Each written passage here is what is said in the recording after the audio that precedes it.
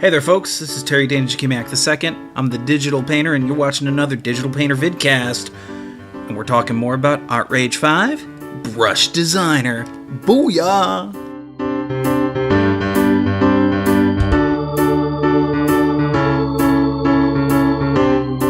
Alright, so we're looking at the Brush Designer, and if you remember in the previous video we talked about this area here. This is the head settings. We're done with the head settings. We're actually going to talk about the stroke settings. Now you might have played with stroke with some of the other tools that we had, and so this is very specific to our Brush Designer here. So what we're going to do is we're going to go and we're just going to clear some things out. We'll reset that. I'll reset that, and we'll actually, what do you guys want to work with? We'll start with the white circle. Let me see what it does. Okay, now there's going to be some texture, and you'll see why here in a second. So here we go. All right, so let's look over a little bit about what we have here in regards to the stroke settings. At the top, you have opacity, and we all know what opacity is. It means whether or not it's opaque. So if we take it to 0 opacity, oh no, nothing is drawn. If we take it to full opacity, oh my gosh, it's fully solid. And if we take it to 50% opacity, roughly, you know, we've got, and then we can lay over it, and you see where it layers over, it gets darker and darker. So a build up, right? So boop, boop, boop, boop, boop, and then we just keep hitting that area, and you can see it goes full darkness. Okay, so for right now, we're going to leave it at 100%. I've created this wonderful little spaghetti monster here. We're going to clear that out. So let's look at what some of the other things do, which I feel are the more interesting things with the Brush Designer and the stroke setting. So first off, we have taper length. And actually, I'm going to adjust something here real quick. I'm going to take maximum size. There, we'll be able to see things a little better. So the taper length. So if I just do, that's just a solid line down. We take taper length. And nothing happened. Yay! We haven't started tapering anything yet. So let's take our size tapering. There's some tapering. See how it tapers down here? See how it goes really, really thin, really, really thick. Now, even though I drew it, look at this, fully solid, boom, tapering. So if I took my taper length here, notice the taper length is shorter. We take it here. Taper length is longer. Okay, so your taper length is the length it takes to go from wherever you fully pressed it down to the itty bitty thin line here. We're going to clear that out. Okay, so what is taper bias? Well, if we go to 100%, watch this. It tapers the other side. So you're probably thinking to yourself, what happens if we go to 50%? You probably already guessed, right? It tapers on both ends. So why is tapering interesting? Well, if you're creating a pen tool, we naturally create tapers when we work with pens in real life or brushes. This helps to create that taper at the beginning and the end. If you didn't have a taper, so let's take tapering to 0. Look at how ugly the two ends are, okay? So I'm not saying you need to go full on taper, but even if we go like, there's 40%, right? A little bit of taper at the end. Okay, so it gives us a little bit of dynamic. And if we go up to more like 70%, see, that creates a nice pen feel to it. And then of course you can adjust if you know, let's do taper bias. It's going to be more so on the beginning here than it is on the end. And if we come down to like 25%, more on the end than it is on the beginning. It takes more of the taper happens here. Okay, so we have a tapering effect. What about opacity tapering? Ooh, can we say watercolor here? Because I know I can. Okay, so what it's doing here is it's affecting the opacity. So what if we were to take, let's take that all the way up. Nothing happened because there's no taper length. We have to have taper length involved. Oops, that's taper bias. And you can see the opacity goes to 0 down there at the end. Okay. Okay. And depending on how hard you press your pen is going to affect it as well. So for example, this is full pressure. Boom. And this is kind of like a light glide. Oops, that's polka dots. Let's clear that again. So full pressure, and then there's some light glidey. Oi, I keep bringing it up. There we go.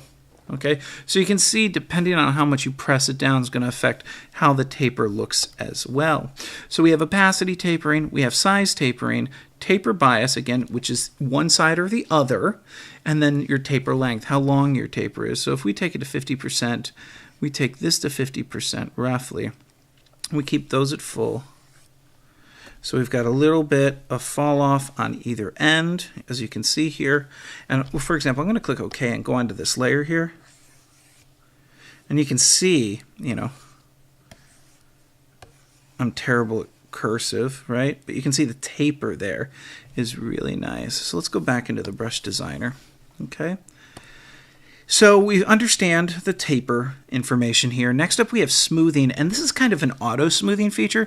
So for example, if I do this, and let's take our size down a little bit. Oops, I went too far. So let's do this. See how bumpy my line is? All the bump here, bumps here. If I bring my smoothing up, oh, smooth line. Just kind of feel that smooth lineness there, right?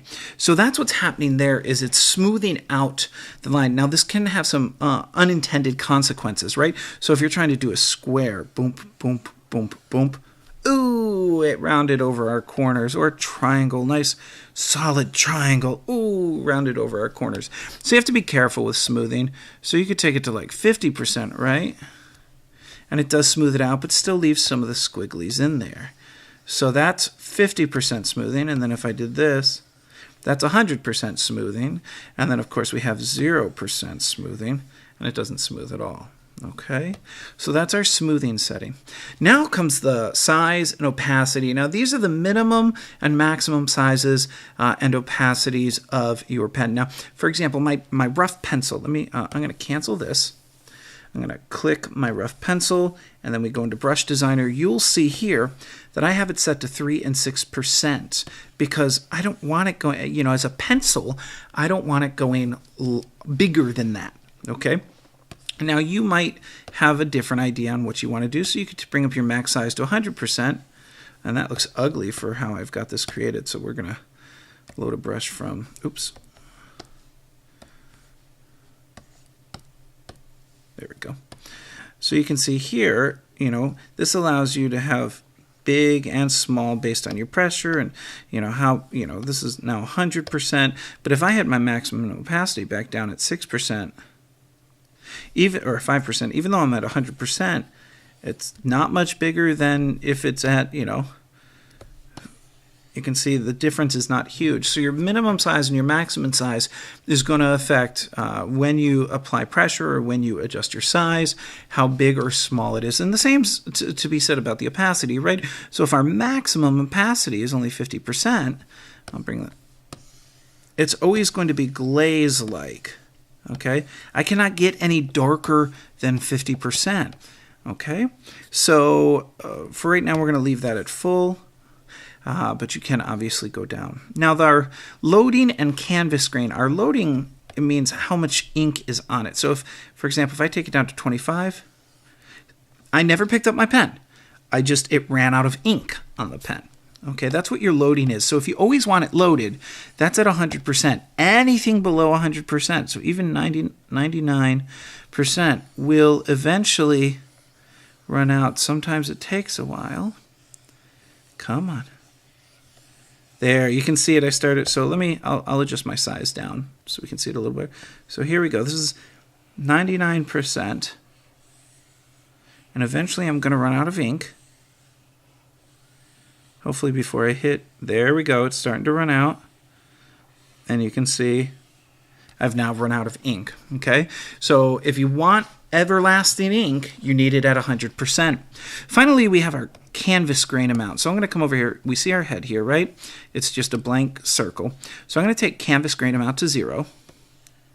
And I'm going to come over here. I'm going to take our dab spacing up a little bit. There we go, so we can see it. And I'm going to take it. So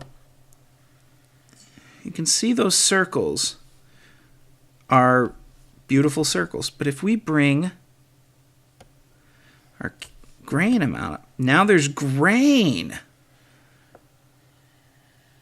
to it. So there's a texture to it. And then of course, you can adjust the amount.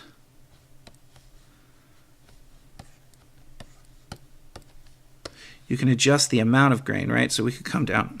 See, this would, I'll take my, so this is 50% grain. So let me actually set my dab spacing even farther apart. So here we've got, so this is 0% grain. This is 24% grain. This is 50% grain. This is 75% grain. And then, of course, you have 100% grain. And this is based on your canvas texture. So if you change your canvas texture, so I'm going to click OK for now. And we're going to come up here, and we're going to change our canvas texture.